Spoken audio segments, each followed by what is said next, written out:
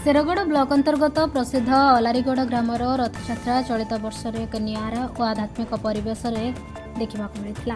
चलित रथयात्रा में मान्यवर ब्रह्मपुर सांसद डॉक्टर प्रदीप कुमार पाणिग्राही मुख्य अतिथि भाव जोगदे। सांसद ग्राम में पहुंचा मात्रे ग्रामवासी और श्रद्धालु मैंने पाट पटुआर और भव्य शोभायात्रा स्वागत कर रथ निकट को पाछोटी आनी। यह अवसर में महाप्रभु दर्शन पाई हजार हजार श्रद्धालु समागम होता। रथयात्रा अवसर में प्रथम रथ उपरे शास्त्रीय रीतिनीति अनुसार पूजार्चना और छेरा पहरा कार्य अनुष्ठित होता। साधारणतः प्रतिवर्ष एठारे जिलापाल द्वारा छेरा पहरा कार्य संपन्न होता है। मात्र चलित वर्ष किसी अनिवार्य कारणवशतः जिलापाल अनुपस्थित रही। तेणु यह वर्ष ब्रह्मपुर सांसद डॉक्टर प्रदीप कुमार पाणिग्राही रथ उपरे छेरा पहरा नीति संपन्न करते। महोत्सव में अतिरिक्त जिलापाल श्री सत्यनंद नायक, तहसीलदार श्री जयदेव रथ एवं शेरगढ़ गोष्ठी उन्नयन अधिकारी अधिकारिणी सुश्री तृप्तिमयी जेना समेत अन्य प्रशासनिक अधिकारी मैंने उपस्थित थे।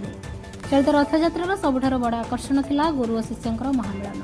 दीर्घ वर्ष पर गुरु तथा सांसद डॉक्टर प्रदीप कुमार पाणिग्राही एवं शिष्य तथा विशिष्ट समाजसेवी श्री संतोष कुमार पट्टनायक मध्य पवित्र रथ उपर मिलन करथिला। गुरु शिष्यों एभली भावपूर्ण मिलन को नहीं स्थानीय लोकों मन में अनेक आग्रह और आलोचना चलता बेले श्रद्धालु मैंने मत प्रकाश करते जे स्वयं जगन्नाथ ही दुई को रथ उपर मिलन कराई। निआरा आध्यात्मिक दृश्य को देखापी और जगन्नाथ आशीर्वाद भिक्षा करने हजार हजार संख्यार श्रद्धालु रुंड हो हरिबोल और हुलहुली ध्वनि समग्र परिवेश को वैकुंठ समान कर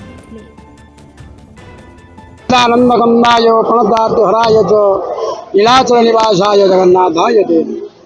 आज पवित्र श्री गुंडिचा रथयात्रा ए पवित्र रथयात्रा अवसर में ओडिशा रे 4.5 कोटी लोक मोर अनेक अनेक शुभेच्छा और शुभकामना। ये पवित्र घोषयात्रा ये अलारीगढ़ ग्राम में बहुत पुरातन भाव चलुच्छी। आपण मैंने देखुंत सुदर्शन महाराज, बलभद्र एवं माता सुभद्रा एवं जगतरनाथ जगन्नाथ बलिया भोज कालिया शांत वर्तमान पहंडी विजय हो सारी। आउ कि समय मध्य ब्रह्मपुर सांसद डॉक्टर प्रदीप कुमार पाणिग्राही योगदान करेंगे। तांकर छेरा पहरा पर रथ टणा कार्यक्रम आरंभ हो।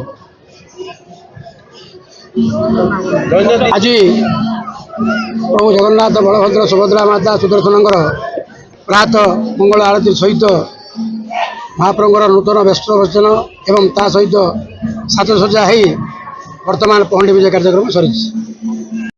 आज जगन्नाथ घोषयात्रा ठाकुर बर्तमान रथ को अवधारण कले।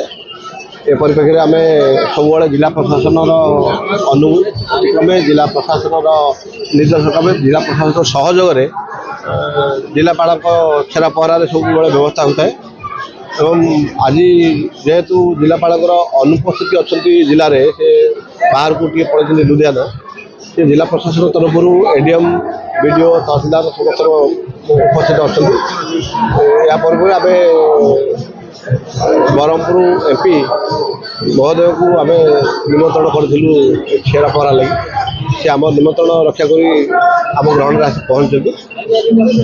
जनसाधारण बहुत खुशी अच्छा मिलित एमपी एवं माननीय एमपी जिला प्रशासन सहयोग आज कार्यक्रम संपन्न हम बहुत खुशी अच्छे। आज्ञा सर माननीय सांसद सागे रहे एडीएम सार रही मिलित उद्यम आज छेरा पहरार कार्यक्रम अनुष्ठित है।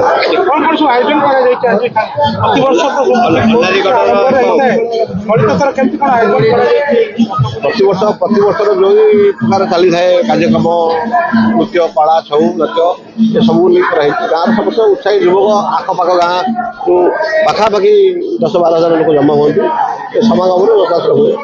गंजाम जिले अलारीगढ़ रथयात्रा